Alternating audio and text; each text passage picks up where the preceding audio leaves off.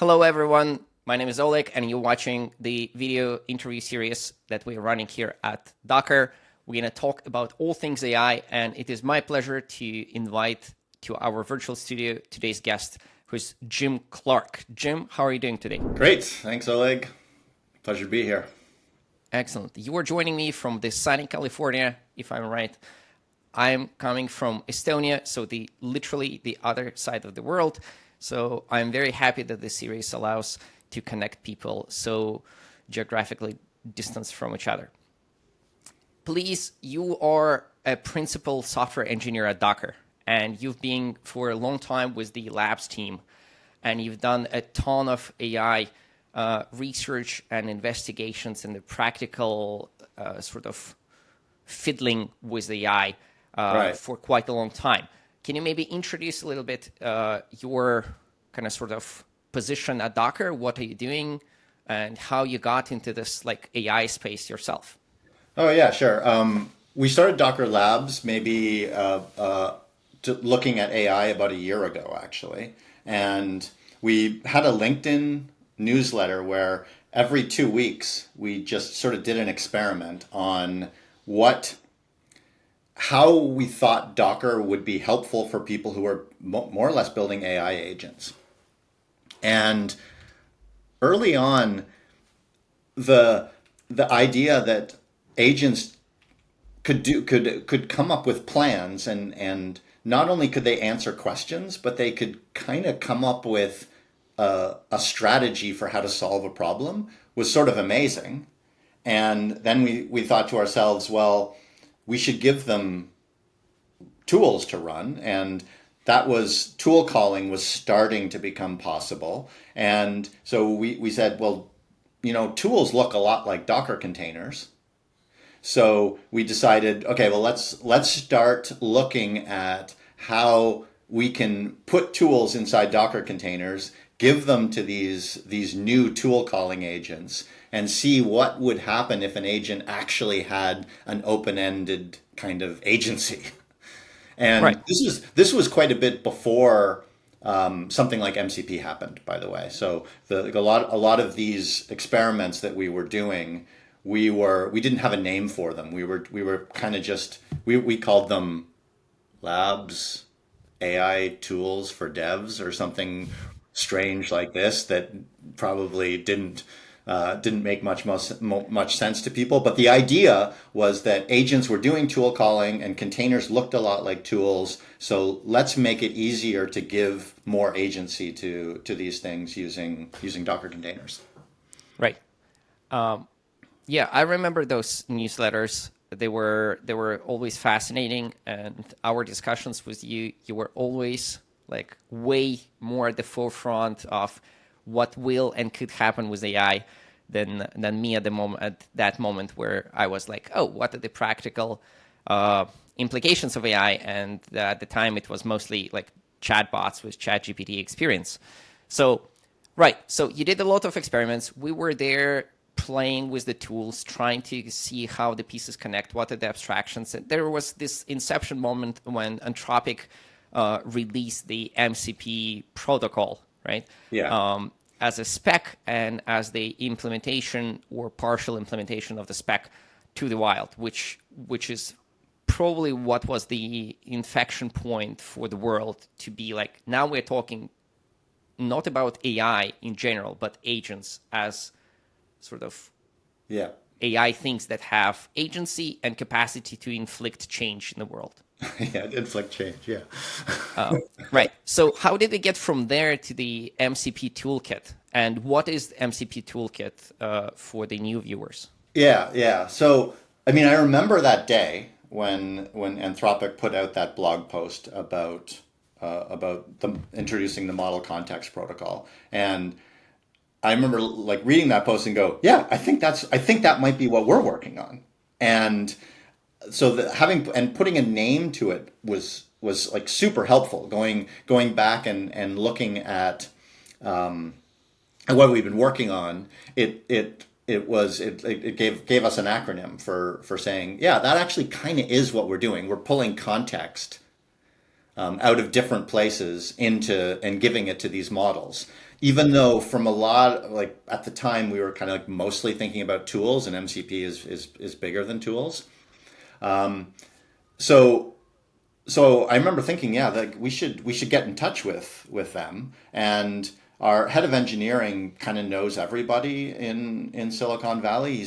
I always think he's kind of like you ever know that joke in Hollywood about Kevin Bacon, 6 degrees of Kevin Bacon? Every actor is somehow associated with Kevin Bacon within like 2 degrees. I feel like our head of engineering, Tushar, is kind of like that in Silicon Valley. And he was like, oh, okay, well, let's meet with them. I know this person and this person. And so we sat down with the spec authors and we said, oh, yeah, we kind of understand what you're doing. This is great. We really need this. And they, at the same time, said to us, oh, I think we really actually need Docker, because it's really hard for people to get started with MCP right now because they often don't have a way of installing the tools on their machines. And we were like, oh, well, okay, Docker I think we can help with that. If we start to build a toolkit where we have a catalog of all these servers, whether they're in NPM or whether they're in Python or whether they're written for the JVM, we can put these in containers. We can make it a lot easier for the MCP clients of the day to kind of like spin up these tools or these Yeah. MCPs and run. So the MCP toolkit was kind of born of the idea that there's sort of an installation problem on day one of trying to use MCPs, and the idea of a catalog of MCPs is not much different than a Docker registry. Right. Yes. Yes. If one thing we are wonderful at Docker, it's allowing people to run other people's software without any hassle. Right. So as soon as you take a piece of software and kind of put it in a container, it becomes container shaped, and there's the whole tooling for working with that works for virtually every piece of software ever created Right. in the world. Right. Right. Bar some like corner cases with maybe UI or maybe with some particular niche things, right? So that idea makes a lot of sense, right? So running MCP servers with as containers is a no-brainer. Right. Nobody wants, well, not nobody, cannot say nobody, but nobody besides early adopters, like super bloodthirsty, eager to experiment and reap the benefits people, should run like random npx commands or UV commands to run stuff on their Yeah. machines. So I Yeah. agree with that. So this is the MCP toolkit, right? It is the catalog of servers that we can run, that we can show you, and we as the publisher and maintainer of the catalog offer to people, right? And it is also the technology that allows to run those MCP servers as container-shaped blocks. Right. Is that correct? Right. I mean, it solves the problem of distribution, and so I mean, as a developer, you really like NPX and UV, and you want to keep using them. But there's a certain point where you really want people. Well, I still get why you as a developer will run things outside of a container, and whatever tool gets me going most quickly, I'm like I don't try to control how people decide on their own like local productivity, but there's a certain point where I want to make it much easier for someone to try my stuff out, and being able to like put it in a container and control the environment, like control what version of Node I'm using or what version of Python I'm using, make sure that I don't have to care about whether they like a certain, like whether they like UV or they hate UV, like get all these sort of solutions all like tied up and put them in a container so that I can tell them exactly, I can give them really guarantees, like I'm not going to touch your file system. And you know that Yep. because you're not even going to give access to your file system to this container. And here's how I'm going to manage the isolation of this process. Just make people feel a little bit safer about taking something and trying it out because it's running in a container. So Right. just So help your users feel better about you trying out your stuff. so that's the execution part of the MCP toolkit, Right. right? The other two are the catalog, so sort of the discoverability and distribution part of the MCP toolkit. And then there is also some security guarantees or sort of proxying that the MCP toolkit does for other MCP servers. Can we maybe take a look at the toolkit so you can talk about the actual detailed things? Yeah. Sure. Do you want me to show you a little demo? Yeah. Can you please? Sure. Like just very, very simply, if I type Docker MCP Gateway run, I now have a server running. It's a standard I/O server here, so since there's nothing connecting to it, it's not going to be particularly useful. But I can also put options in here to run SSE or to run streamable, and I can also look at what versions of what is in my catalog right now, what MCPs are available. And that's on a command line. But if I go into Docker Desktop and take a look at the toolkit, there is a catalog here of MCPs that you can try out. Right. So are those MCP servers? They are backed by Docker images. Yep. That the MCP toolkit, when instructed, can pull, run, and offer to the clients as the underlying MCP servers. That's right. So how do we make this list? Do we build those images ourselves? Is it a community effort? So this is a community effort. So all of these MCPs are public GitHub repos. And so the community can raise a PR against our MCP registry open source project, raise a PR, let us know what the public GitHub repo is, what Docker file is present there. We will actually build the images ourselves so that we can include provenance information, and we can sign a software bill of materials and put some security guarantees so that anytime someone's running one of these, they know that it has been built by a trusted build process. And actually our gateway can verify the provenance of this. So you know that whatever you're running here has been built from the particular commit that we say that it's been built from. As long as you trust Docker, right. Of course. Okay. So there's the open source registry, which is the description of the catalog, and people can submit their requests to include the particular MCP server implementations into that, right? Which could be, I, as an enthusiast, can build an MCP server for something, like for a chess engine. Yeah, it's this registry, it's this MCP registry GitHub project right here, right. And there's okay. Contributing guidelines in the repo. Right, and then so I would build it. I would be like, this is my GitHub repository. This is my Docker file. How to turn it into an image, right? These are the commands that you need to run this image, or like this is the particular configuration for exposing it, and everything, right? Like so, all those instructions I give it to you, meaning to Docker. Yep. And then we as Docker build those images and store them in Hub. So when people actually access those MCP servers from the catalog, they have the sort of trusted provider of those things, even though the actual underlying implementations could be like a random hobbyist like myself. Literally anything that you can put in a Docker container. Very, very cool. You mentioned that we also... So we do some security checks on that. We include the governance, right? Like I assume we add like something like SBOMs or some vulnerability issues, like not issues, vulnerability kind of sort of information or like lack of vulnerabilities information, so people can trust this a little bit more. But do we do anything security specific on the toolkit side?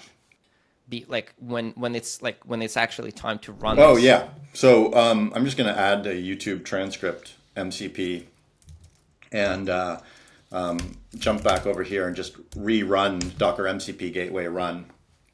And this time, it's picked up a new server here, and it will have pulled this server from hub, and it's actually at runtime done a provenance verification. So it's made sure that before it runs this, it's verified that Docker built this, that it has a software bill of materials. It goes through and does, I guess you could call it supply chain checks, just to make sure that this image hasn't been tampered with in any way. Do we use Docker Scout for that? Yes, that's right. Okay. Right. Okay. And then so now we are running that container with the end, like a backend MCP That's server. right. And the MCP Toolkit acts as an MCP server for the clients. Right. So when the clients send requests, for example, like what tools do we have, right? The MCP Toolkit will answer as with a cumulative list of all the enabled servers. That's right. So I just enabled YouTube. I could say right. Jump back in here and maybe add Brave search. So I'll search for something that's Brave. Here's the Brave search tool. I'll add that as well. And let's just say that I like to use Claude Code. Yeah. So if I look at Claude MCP, what is it? Is it list? And so I have the Docker MCP Gateway run. The Docker MCP Gateway connected to Claude right now. If I didn't have that, I think I could just say remove Docker, and I hit list again. It'll say no MCP servers are configured. Then I could say like add Docker MCP Gateway run, and it's added again. And now if I just start up Claude, and type MCP, I'm going to see that that Claude is connected to my MCP gateway. And if I ask Claude, well, how am I connected here? Well, you're connected through MCP Gateway run. Here's your configuration. You have a couple of different tools that are available to you during this Claude session. Brave local search, Brave web search, and get transcript. You can see a little bit of information about them here as well. And so this session has basically it has all of the tools in these two containers. So if whenever I'm in Claude Desk, whenever I do anything here, like if I want to do a Brave search about MCP and Docker, Claude may choose to run one of my tools, and if it does, which this Brave web search here, in the background a container is running. So right. It's gone through the gateway to make this request, and the gateway has spun up a container, and we're actually running we're getting results back here from the result of Brave search, which itself is just a node program. It's just an NPM program, I think. Actually, I don't know what it is, but I think it's a node program, and that just happens to be running in a container. Right. So in a nutshell, this is just gluing all the pieces together through this pipeline in a very developer and tool friendly manner, right? So the same, you just need to run one command. You get access to MCP Toolkit as the MCP server, and any compatible client will know how to work with this, and thus it will know how to work with all the MCP, right? Well, actual MCP servers implementing this stuff. This Docker MCP CLI plugin, right? Do we have any idea whether we should or we have plans to make it available as a package? Because currently this is the Docker desktop sort of feature, and Akos is asking in the chat, it is possible to build from source, and it can be used with Docker CE, but it requires building, I reckon. So do you think we can Good question. Yeah. So package it I for the went to masses? MCP registry here. Let me go to MCP Gateway. So in the Gateway project, like you just said, let me cancel this. You can build this from source right now. So I think the question is like, should we get together a brew installer for this, or should we like I over the weekend I was actually putting together a little Nix installation for this, so that on my Nix OS I can just get this. But that will be interesting to 17, maybe even 18 people on Earth. But getting back to some of the package managers like Brew that people want, or things like that get this installed. We should really do that. We don't have that today. Yeah. But it's public out there, so it's just a distribution step. That's right. Perhaps it's a good idea. Right. So I have one last question, right? So you have a bunch of, one last question in this section. You have a bunch of MCP servers there, right? And they all have their own configuration. Your Brave server has the Brave API key that we supply. And the YouTube transcript, I don't think it requires anything, but like you can imagine, it maybe would like your YouTube API key. And some others. Your Google Doc server could have your Google Doc access or anything like this. Since MCP Toolkit, like we stand on this entrance to the actual tool usage, do we employ any techniques to kind of sort of isolate those servers and keep the secrets isolated and private? Or is it like the wild, wild west and everyone for themselves? Some of the what we're doing right now is we're starting down the journey towards secret management. So this is I just brought up the Atlassian thing here. There are 4 secrets that you could potentially set in the Atlassian MCP. When you set these secrets, afterwards when you run one of these containers, those secrets are mounted in only that container. So these secrets would only be used by the MCP Gateway and be mounted into one particular container. Now the other thing that's happening right now, we're going from a time when all the MCPs that we've got out there are running locally to a point where we're starting to get remote MCP servers that themselves have OAuth. So actually, like having the MCP Gateway navigate an OAuth flow is also a way that you can look at getting access tokens, OAuth access tokens into these individual containers that you run, or proxied over to the remote. So there's kind of like 2 forms of secret management going on.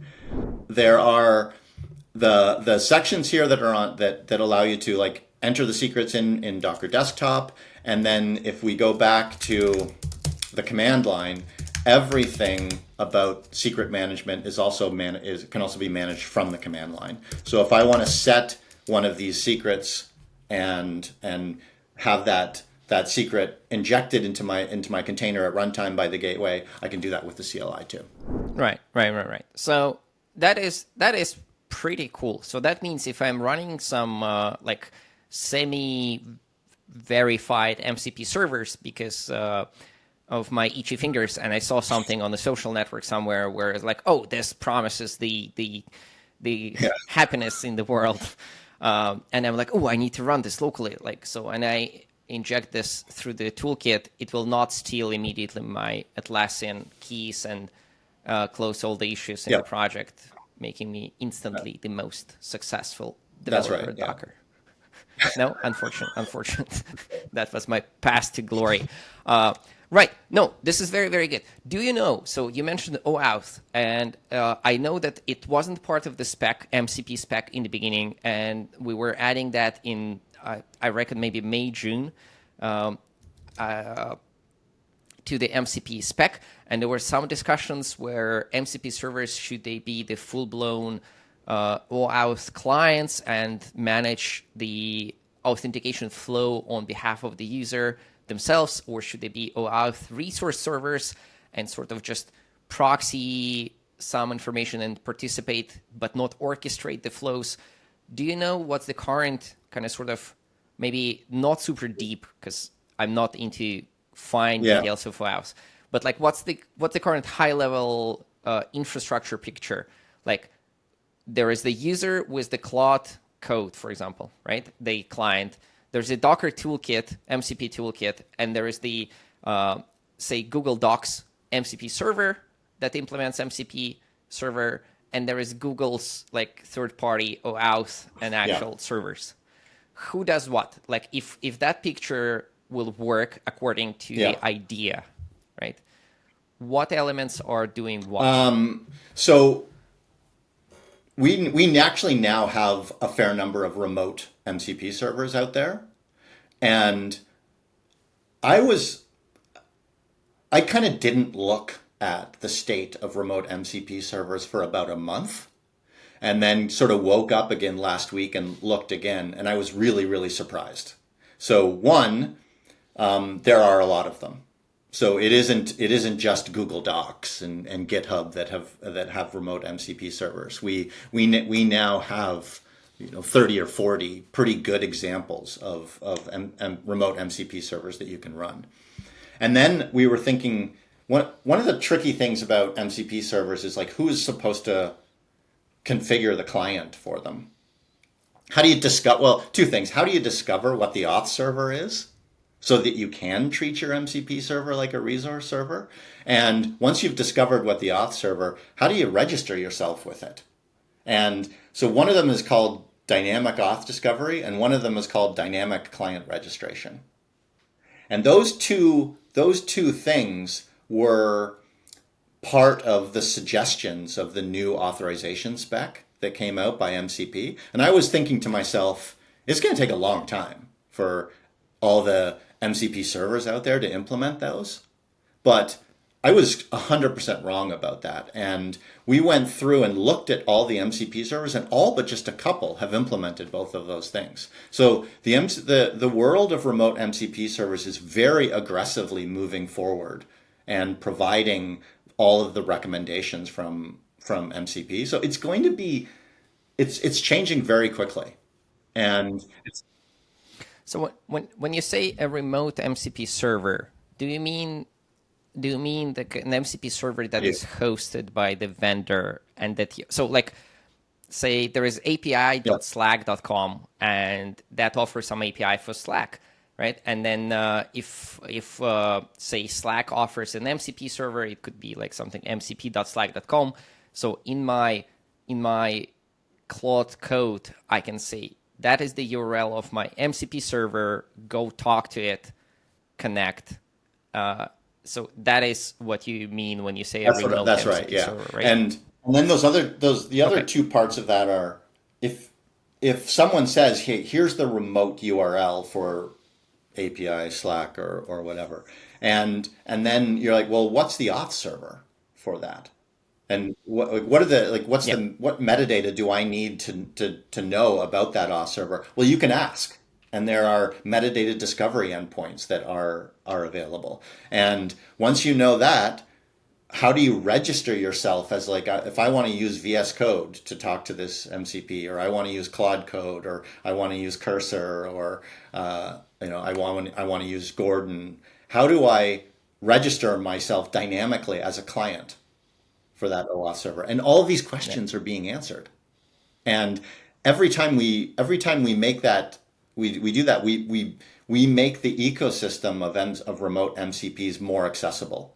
So that's one of the things that we're doing in the MCP Gateway is extending our catalog to be able to have trusted remote MCP servers as well, where we can offer really easy ways for you to attach your client to that, go through an OAuth flow, and use those resources if you trust them. Right. So you mentioned MCP Gateway, and clear my confusion here. We talked about MCP Toolkit up until now, right? We looked at the Docker Desktop UI, and there was the MCP Toolkit in there, which is a feature of Docker Desktop, right? What is MCP Gateway? How is it different? and why do we So need it? actually, I'm in the MCP Gateway project right now, but in our Docker MCP CLI has a whole bunch of tools to help you manage how you connect clients to MCPs. And so this toolkit is larger than just our gateway process, but it does include that gateway process. All open source. This was everything that all these tools and the gateway itself are all open source. But in addition to that, we also have right in Docker Desktop this new beta MCP Toolkit here, which it's working on the same data, but the toolkit is basically just all of the tools that we offer in order to help you adopt and use and build MCPs more effectively. But the gateway is an important component of that. We've also integrated all this stuff into Compose, into Docker Compose, and so there's a series of projects, of example projects here in this repo. I'll show you the ADK sock shop in a second, but the Compose YAML files that you see inside of this have services like the MCP Gateway. So what I showed you earlier, Docker MCP Gateway run, that's just for you to spin up a gateway locally when on your host. But if you were to want to compose up an agent and you needed to give the agent access to a set of MCP tools, there's also a Docker form. So the Docker Gateway, you can use the Docker MCP Gateway image. It's the same gateway process. But in that, you could say, okay, this time this is going to run it with a SSE transport. I need my agent to be able to use these 4 MCP servers. Here's how I should connect to secret management. And now my agent can connect to this MCP. I can just say Docker Compose up, and my agent will now have access to this to this gateway with just one simple Docker Compose up command. Right. So MCP Gateway is a sort of like from the user point of view, how they use it could I think of it as a sort of containerized MCP Toolkit experience, right? Where I, instead of clicking on tiles, I just write which servers I want, and I connect the secrets the same way as I configure that in the UI. But this one I can take to further than my local setup, right? I can run this as a Compose part. I can run it in my CI. I can run it in production perhaps as well, because it's just a container that, I assume it needs access to Docker socket, right? Because it needs to run other containers. That's exactly right, yeah. If I go into one of these examples and I type Docker Compose up, I'm going to be bringing up an agent and an MCP Gateway process for that agent that's connected here. So in a sense, I've kind of shown you 2 clients so far. We showed you Claude. Claude connects to MCPs through the MCP Gateway. I've shown you this Docker Compose, where the agents running inside of your Compose application are also connecting to an MCP Gateway. And I could also show you inside of VS Code, we could also say client connect VS Code. And if I look now at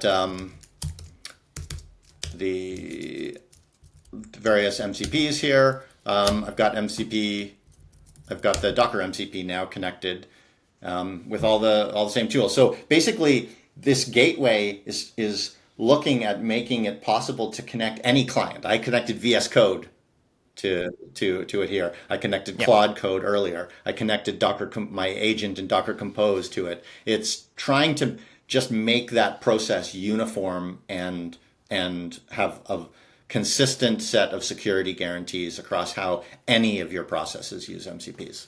Right. That is awesome. And I also because it's just container tech, right? Like I can take it to production environments. So I can actually build agentic applications and give them sort of real world access using MCP protocol.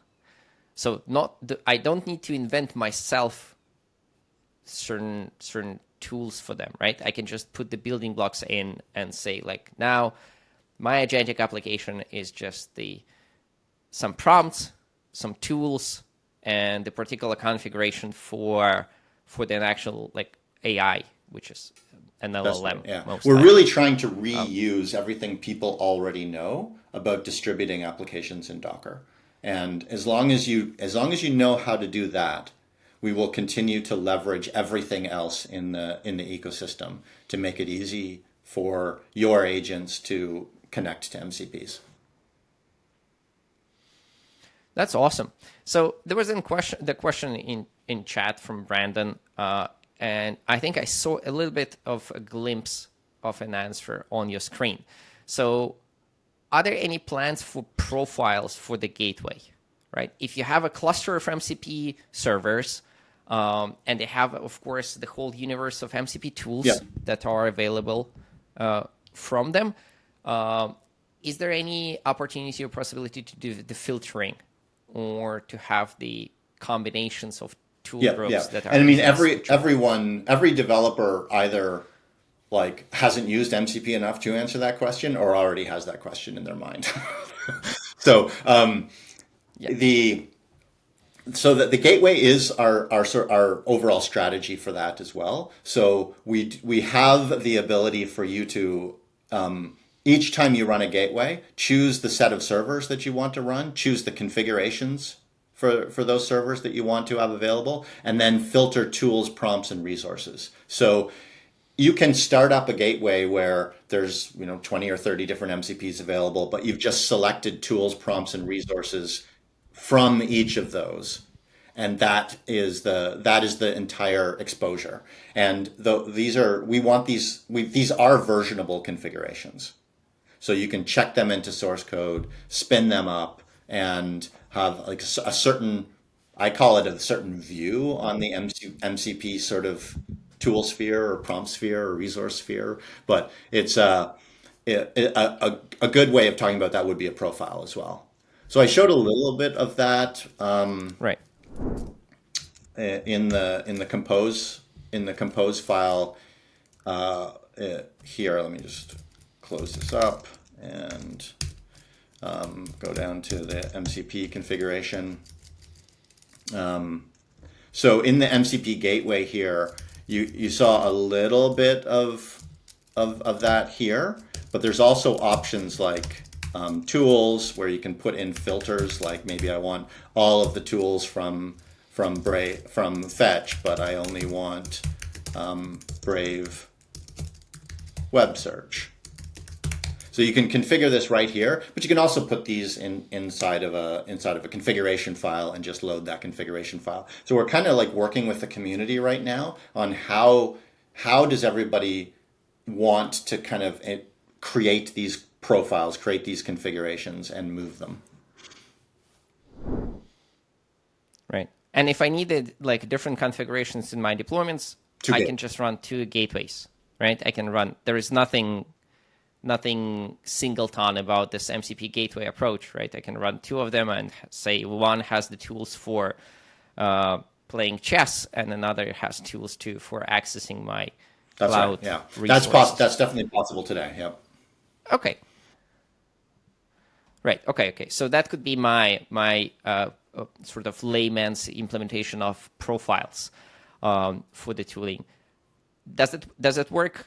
I assume that something like this will come to the MCP Toolkit in Docker Desktop as well, but it is not there that's right. as of yet. And we've been looking at like there seems to be a lot of people using certain formats out there like MCP.json, and so like supporting like what we have now is it supports a lot more than just MCP JSON, so it's a little bit hard for us to kind of just say MCP JSON is a standard because we think that developers of agents need something a lot more than that. So we're kind of still like working through what are the different ways that developers need us to expose profiles. Right. Understood. What are they like? if you could address the community at large, what would be the projects that you would recommend people play with, or maybe try implementing using the sort of, well, may I call it Docker AI, the Compose for Agents stack? You mean like, I mean, the biggest recommendation I would have here is just come in and take a look at some of these projects, because what we've tried to do here is be really diverse about the agent frameworks that we expose here, because we're not an agent framework. We're here, like, if you go from the top here, like we've got an A2A example, we've got a couple of ADK examples. Google is Google's framework. There's an Agno example, which is another great framework. Crew AI. There's a Lang graph, a Lang chain. I don't know if I really like this framework called Embabel, which is written by Rod Johnson, who's the co-founder of Spring, and he was the CEO of a company that I came to Docker from, so he's a good friend of mine, and being able to like go through all of these things and see the sort of personalities that are coming out in some of these agent building frameworks. But the thing that ties all of this together is they're all getting their MCPs from our toolkit, and they're all running out of Docker Compose. So in every single one of these examples, it's just Docker Compose up. So I think one of the great things to do here is try to understand what is the best way of expressing the agent problem that you have here? What models do you need to use? And what tools do you need to use? And once you make that once you've kind of come up with that, you can be very productive very quickly. Right. So yeah, to answer the question in chat, Arun, just build agents. There are no particular way to explore the MCP Gateway better than to build things with it. There are a few examples in this repository. There are different stages of user interface completeness. At least were a few weeks ago. But you can take them and you can run them as a starting point.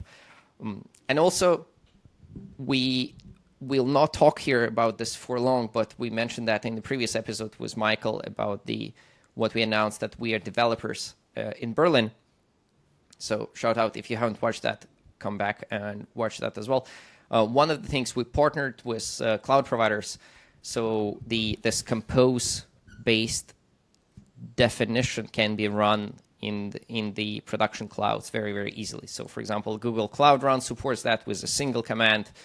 I think there is collaborations with Azure happening as well. So there are options to take this from the local setup with MCP Toolkit and Docker Desktop to sort of encode it infrastructure as code style in the Compose files and then put it in production.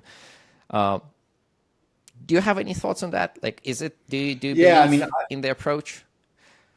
Are you running any agents yourself? Like I am now at a point where I really try to build an agent for almost everything that I'm doing, and I really like the gradual progression where I start locally. I try to choose the right model for it. I'm trying to use as many local models as I can just to explore, just to kind of make sure that I'm not falling prey to the idea that, I'll use a cloud model for everything. Because that's easy, right? Because that works great. We know that. Yeah. But trying to find out what is the sweet spot for some of these local models, being able to create MCP tools as quickly as I can, and help developers help us as developers learn how to quickly spin up the MCPs that we need.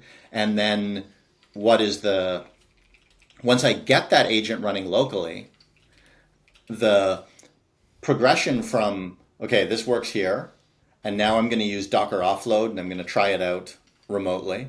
And once I've satisfied myself that I know how to run this on cloud hardware, then looking at taking this whole thing and maybe like you said before, run it on Google Cloud Run or host it another way. But I like the fact that we can start very productively locally, and we can just sort of shift our workloads to the right as they start to Yeah. mature. Yeah. I like that very much as well, that there's a process rather than just, oh, let me YOLO some prompts and yeet into production and Right. hope nothing breaks. Right. Thank you so much. This was very, very insightful. I learned about the difference between MCP Gateway and the toolkit myself. Thank you for showing the command line expertise with Docker MCP client. I wasn't a big believer in that, but seeing how you use it, I think I might try as well. Like, it just really glues the things together very, very in a very elegant way. I like that. So thank you so much. This was Jim. He's a Docker. He's also the author of the AI newsletters that we're publishing. So if you have any questions about AI, MCP tools, MCP Toolkit, Gateway, or anything in between, sure. don't hesitate to reach out. Smash all the buttons that are that need smashing, and reach out on socials. I think it's been great Yeah, thanks, Oleg. to chat with you. Thank you so much.